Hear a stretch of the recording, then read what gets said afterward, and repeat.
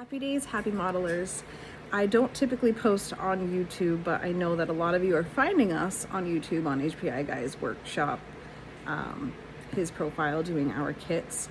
And I just wanted to come on here and let you guys know that there are other forms that you guys can reach us at. I do have a TikTok page, aj.modelkits.kits. No, aj.model.kits. Sorry about that. And then, of course, my Facebook page, if you look up AJ Model Kits or Adrenaline Junkies Model Kits, you'll find us right there on Facebook as well. I do have an Instagram. I'm trying to get it connected between the other two, so then if I post here, it goes to the other ones. But those are where you're going to find our most frequent updates.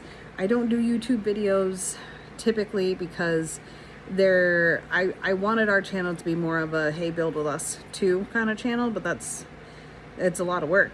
So I applaud all of you out there, including our HPI guy that does long scale videos and then posts them for all of us to enjoy, because he does a phenomenal job on editing and everything else. This is going to be a straightforward, quick kind of video recap of the shop, because none of you have seen this if you don't follow me on those other pages.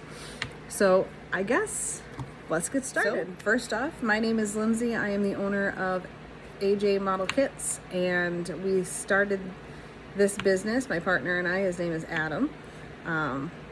We started this business April of 2025, so we're not even a year old yet, and we wanted to bring you guys model kits that were of good quality and print other objects that aren't typically found on the shelves with Revell and AMT and all those, because we all know and love those kits very much so.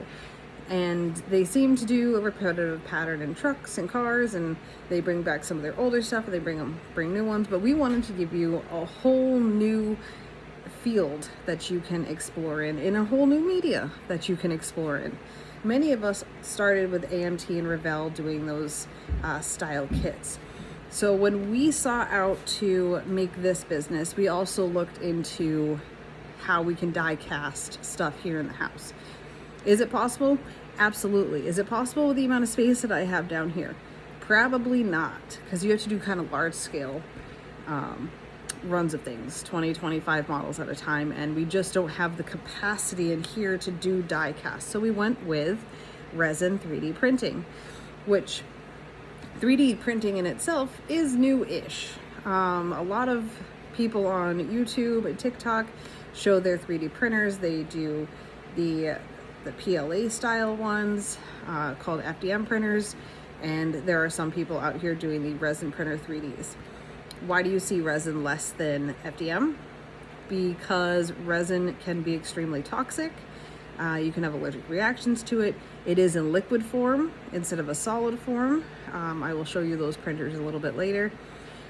So the mess that you get with a resin printer is substantially greater than FDM printing. Now, don't get me wrong, I did FDM printing as well, and the spaghetti mess that you see on those printers when a model kicks right off the build plate but it continues to print, I've been there, and that's messy too. But this is a whole level of messy that I'll get to. So I guess we will head on over to the resin room. As you're able to see here in the resin room, it is completely blocked off, and that is because it needs to remain a certain temperature in the resin room for the printers to actually print. They're very finicky. They do not like to dip below 72. So plasticking off a specific section of my area was the necessary evil. Now this year we plan to do some upgrades and actually put walls in. This was just a quick temporary fix this winter, because this is, again, we're 1 year in. So this is brand new to us. But we did a great fix, and we get most of the time successful prints off of them. So let's move on to the printers. I currently run what I call my 2 Saturns and my Anycubic. Those 3 printers run all of your main prints. Why am I only running 3 printers when I do 100, 150 models a month? Because these printers are either efficient or large scale. So let's turn you around and I'll show you my Saturn. My Saturn 4 Ultras. They are a high speed efficient printer. What makes them high speed is, as you can see, this is the build plate. This is where your model gets stuck to upside down when it prints. The bottom shines a blue light, which cures a picture layer by layer of what your model is supposed to look like. So with this system, you'll see that this vat will actually tip forward and allow that print to kind of suction off gently, which makes these ones faster. So when you pull them off, they kind of look like a mess of everything. That, if you can't tell, is the bus shell for our monster truck bus, and all those supports need to come out, which is pretty easy to do. But those are my two Ultras that I run with high speed. And then my Anycubic over here is the large scale printer, in which I can print almost a complete kit on one plate, depending on what I'm printing. Obviously I can't do Sasquatch, that big monster truck tires, and I can't do one complete plate on that. That's more like 3. But for the most part, I can bang out one complete kit on one build plate. This works similarly, where the plate will come down, enter into the resin, flash a picture, raise it up, bring it back down, flash its next picture layer by layer. So when you see layer lines in a 3D printed part, that's where that is coming from. You don't get a ton of layer lines with resin, but every once in a while you do, depending on how dirty the film is underneath, the quality of the UV light underneath, because those are all consumables. When my UV light goes, I need to go buy another LCD screen, another light, another Fresnel lens, change the vat. There's a whole bunch of things that could go wrong and have gone wrong, and we've navigated all that pretty efficiently. So next we'll move on to what else is in this room. I've got 2 prototyping machines. These are much slower. They're not efficient for banging out 150 orders a month. But right now we are testing headlights and taillights. It's super hard to see with my phone. So in this one I have clear resin versus my gray resin. The gray is great for painting over. Any acrylic based paint goes really well over your model kits, which is why, again, all your model kits typically come in gray unless I mess up and buy the wrong color. But these will be clear because they will all be headlights and taillights, so you can mark them up as you need for, red for taillights, leave them beautifully clear for headlights. Over on the other side I have another mock-up printer for when we want to do new models that will be released in the upcoming months, and I'll show those after. The completion of everything kind of ends here. This is where things get extremely messy. As you can tell, we did it with wood, so we can just kind of kink it up, throw it out, put a new piece of wood down. I have my heater system that allows me to peel apart all those extra supports inside of the parts without breaking my parts. I was breaking a ton of parts, and then somebody taught me the heat method, which has been beautiful. I cleaned twice in alcohol 99%, and I cleaned the final time in Purple Power. So when you get our kits, if you see that something's not quite clean to your liking, clean your parts with alcohol, Purple Power, Simple Green. Any of those work really well, and they're not as harsh. Obviously alcohol has its own level of fumes, so be careful with rubbing alcohol. And then in here we actually built, yes, from an old Coke machine, we built our own UV cure box because the ones that we were using were just too small. We have 150 models sold a month, so we have to have something that can cure a lot bigger, a lot faster. I'll get those turned on for you. Hold on. All right, so that's our cure box. We had other ones. I'm not even sure where they went. They were just way too small. If I find one, I'll show you how small it was. But we can run 3 racks of all of our prints to get them cured in a timely manner. So remember how I said that we have machines that kind of kerplunk on us? That would be it. We had another black one. That one needs a Fresnel lens. And that one needs an LCD screen. I don't necessarily need those right now, so they can stay down until I need them. So let's move on out to our next kind of staging of prep. from the cure box. So the next stage that we get, let's say I've printed all of your parts that I can print. We now make urethane rubber tires. So the next stage goes over to Adam, where he will prep your tire molds and pour your tires. So I'll show you his setup. It's surprisingly clean right now, but pouring urethane rubber can be extremely messy as well. Here he carries all of his chemicals to make the molds and to pour your urethane rubber, degassers and vacuum chambers, heat boxes.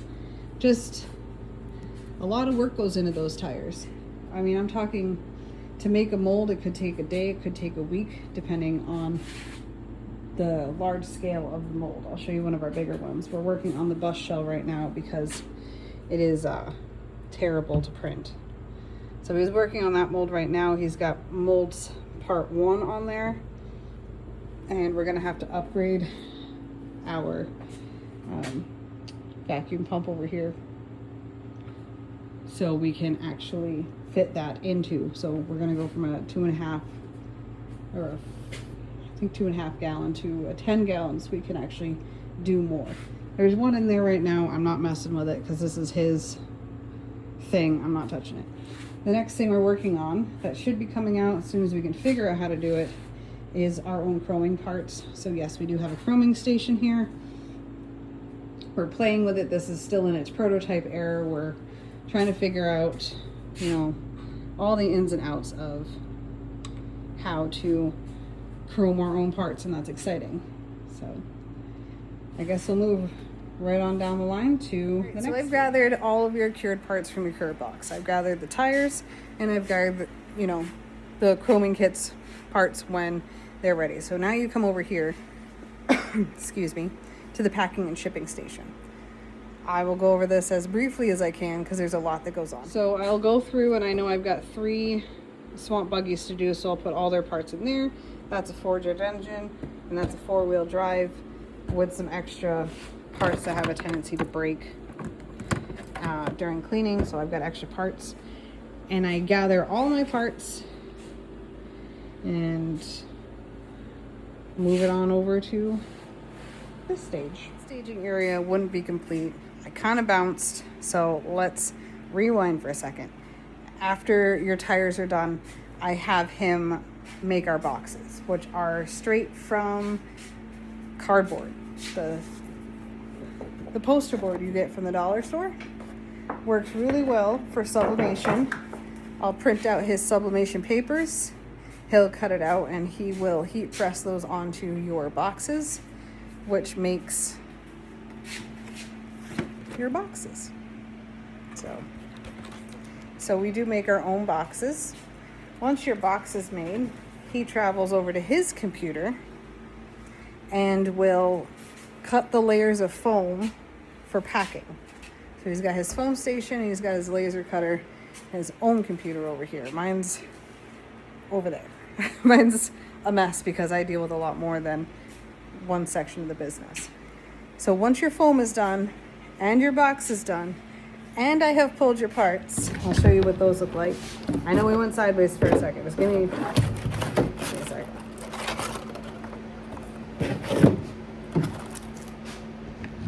So, let me stick you up here. I know it's chaotic. I'm sorry, but we're learning.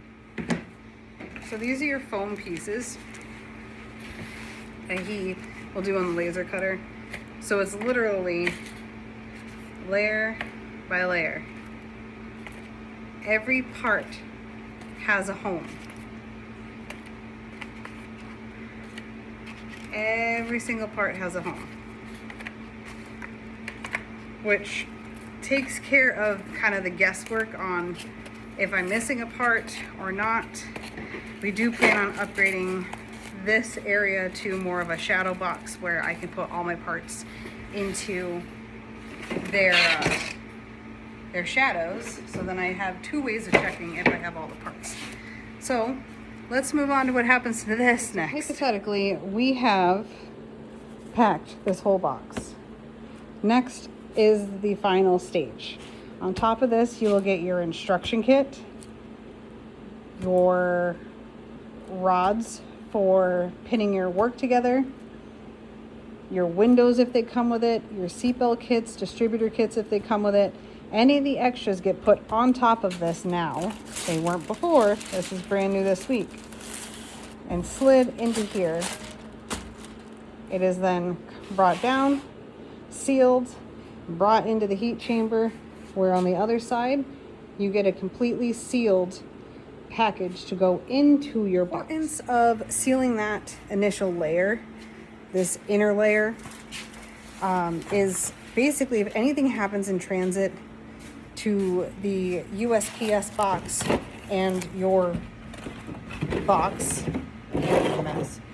and your box, your pieces will still be attached to each other, meaning you still won't have lost any of your pieces. You may have lost the cool box art, but I'm coming up with a way that if you really like the box art, you can get a poster of it cheaper than what's on my website right now. So I wanted to make sure that this was completely sealed so to not lose any of your parts. Final step, of course, is to put that in here, close up the box, bring the box back over, and do the exact same thing. So the box itself is getting a layer of protection as well. From there is the typical shipping stuff. I've got my shipping boxes, my shipping tape, and if you purchase ground shipping, you'll get either a brown paper wrap around it so you can keep your costs down, which is always nice to have that as an option, because we usually have to buy priority shipping, but I give you the option of ground shipping.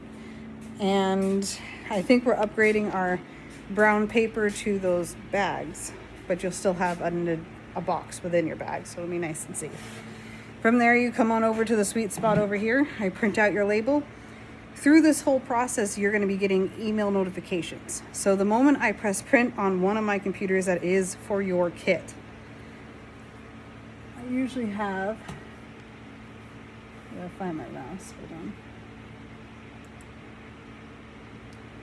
So up there is our working orders.